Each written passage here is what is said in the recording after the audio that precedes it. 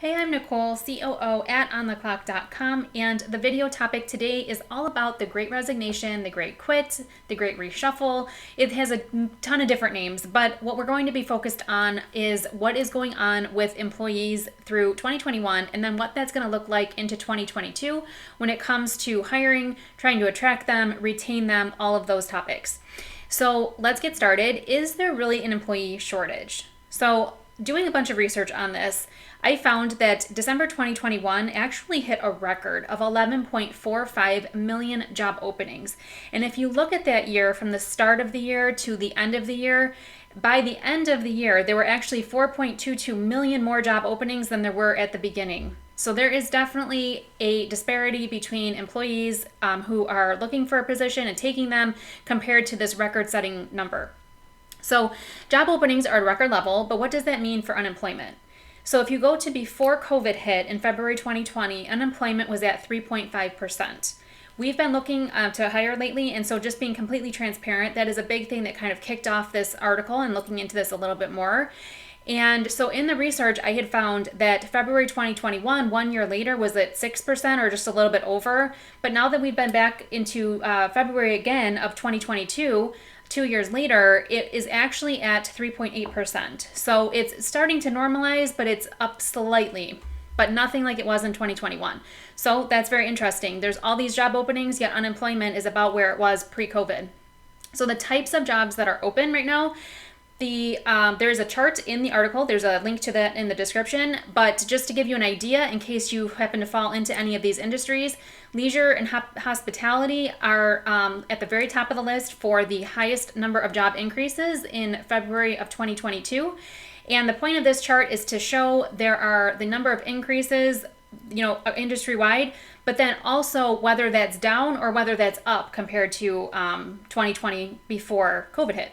And so again, leisure and hospitality is up, but overall it's down. And professional business services, healthcare, construction, transportation and warehousing, retail, trade, manufacturing, financial activities, and social assistance are all up in 2022 as of February. So what does that mean for salary and wages? So Willis Towers Watson performed a survey, and I looked into this pretty heavily. It was very interesting. Companies in the US, according to the survey, are expecting to give 3.4% in terms of a raise. So they're going to increase salary by 3.4%. Comparing that to 2021, the average raise was 2.8.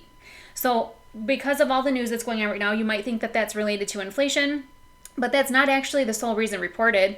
That was actually only the main factor for 31%, or a factor, I should say. The other significant factor, according to 74% of companies, is that the labor market is actually the reason that they're increasing their raised budgets. I can't talk.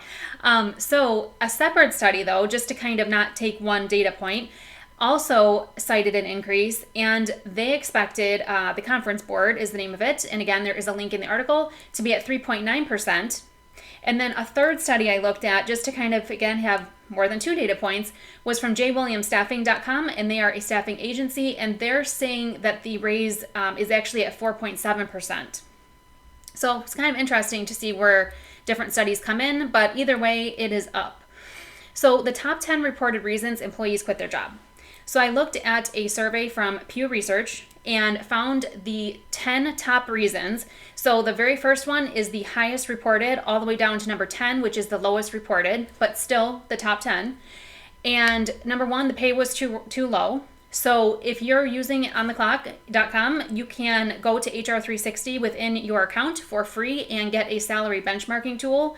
Very handy. Number two is no opportunity for promotion. So you really need to find ways to allow employee growth and plans to get there. So it could be continuing education, mentorship, something like that. Number three, they felt the employer was disrespectful. So you really want to look into policies, especially surrounding things like COVID, and make sure that that's not something that you are projecting. Number four is the lack of childcare. This is a huge challenge, but if you're able to offer flexibility in the work schedule, location, things like that, that will alleviate those challenges. This is very similar, number five is to number four, but flexibility again. So in general, people want schedule flexibility as well as location flexibility. Number six, people were unhappy with benefits. So there are several sources that this is an employee market right now. but are you offering competitive benefits? So have you taken the time to review what is going on? So if someone were to turn your job down, is it because of benefits? Are you asking those questions at exit interviews? Number 7 is that they're relocating to a new area. So due to the cost of replacing employees right now, is there any possibility that you could keep them working remotely by being more flexible, if they're wanting to relocate? And number 8, the job required too many hours. So you want to look at staffing and who's doing what. Really make that a formal review so that you can figure out what the appropriate headcount is. And while that's very difficult right now, it is equally as challenging to try to keep employees. So the ones that you do have, you want to make sure are being treated as fairly as possible. Number 9, the job just didn't offer enough hours. So is there a way to look at the business as a whole and try to figure out the people who want more hours? Is there an alternative that they could do or something extra to pick up so that they don't end up leaving and then you have nothing?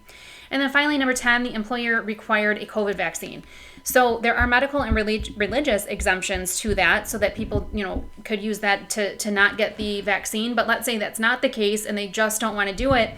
You have to evaluate how big of a risk they are. Is there a way to, keep them a little bit more spaced out? Or does their job really require dealing with people? And if it doesn't, are there some alternatives that you could maybe consider, so you're not losing more employees? So those were the top reasons, but what are the types of jobs that have the highest turnover? jwilliamstaffing.com had said that the highest quit rate and turnover is in food services, healthcare, social assistance, transportation, warehousing, and utilities. And as far as the most states for quitting, as of November 2021, Georgia and New Hampshire were tied with 4.5% quit rates. Vermont was slightly lower, North Dakota was slightly lower, and Kentucky just a little bit lower at 4.2%, but those were the top states that have the most quitting going on. And as of January of this year, Alaska and Nevada had actually moved up and topped that list at 3.8%. So what are the people who quit doing now? That's the big question. So you quit your job, but what are you doing? So most of the people who quit for reasons other than retirement are now full-time employed. So 65%, or part-time at 23%, despite the significant number of job openings. So Pew Research again said that 33% of people said that it was very easy to get a job. Not just easy, but very easy. And about half of the people who switched did report significant improvement in those 10 reasons for quitting, but that's still about half the people who did not see improvement. So what is preventing people from getting a new job? So according to Forbes and CNN, there are 5 reasons, one being the startup boom. So there were a record 5.4 million applications for new businesses in the US in 2021. And so that's part of it. The wealth effect is the other, the fact that the stock market, cryptocurrency, all those things are doing so well. And in fact, I found on cryptoslate.com that 11% of people have either quit their job or know someone who's quit it due to crypto investment going so well. So that's pretty interesting. And then along with that, day trading has become very popular. And there are a lot of people stating that you only live once. And so they're living it up, I guess. So number 3 is the fear of COVID-19 variants. So according to a LinkedIn survey in late 2021, 33% of people who considered getting a new job were apprehensive because of the Delta variant. And if you are, looking at the news still as of March 2022, there are several articles out there and sources saying that Delta in particular is something to still be concerned about. So that's not quite going away yet. And then number 4 is exploring a new career. So this is actually where the term the Great Reshuffle stems from. And so that's considered to actually be like an evolution to the Great Resignation because people are determining what they want to do. They're trying new things, all of that. And then last but not least, burnout. So the primary reason for burnout is healthcare, childcare stress, those types of things. But along with the home and work-life balances not being as clear anymore with a lot of people working remote. So yeah, on a side note, 3 million of those people have decided to just straight retire early as of October 2021 rather than trying to find an alternative. They've just said, you know what, I'm done. So what is 2022 and beyond looking like for filling open jobs? So we've talked about a lot of numerical data and stats. And if you're reading the article, there's even more in there. So what does that mean for 2022 and beyond? So according to CNBC, they've interviewed several senior economists, and we have some notes in the article and this video that we're going to talk about to get their perspective. And so they're saying that basically employers are going above and beyond to attract employees, and there is no sign that that's going to change in 2022 or anytime soon. And as for a perspective on the actual labor shortage, they also state that there just aren't enough workers for the jobs that need them. So it's not just a matter of do people want to work or do they want to go back. It's that there's all these jobs out there and they really kind of have their pick at what they're going to take. And so, again, according to CNBC, there were other senior economists asked about the future of labor shortages, and one, Rob Hetrick, noted the retirement of the baby boomers is a major factor, and millennials reducing workforce participation. There are slowing birth rates, and there's very few immigrants. So again, his opinion of this was that it's not going to be corrected in this year, and the overall message is that employers have to prepare and adapt for this. And then one other note in January of 2022 from Forbes is that they were mirroring the mindset as well.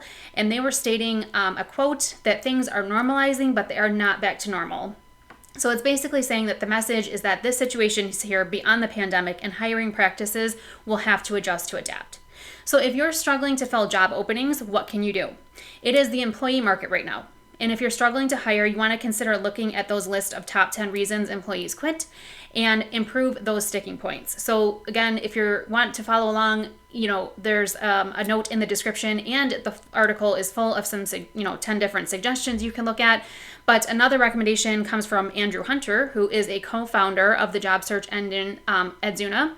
And the idea that he's kind of promoting is to open the borders. So you don't necessarily have to choose based on location or who's down the street from you anymore with all of the technology changes and adaptation.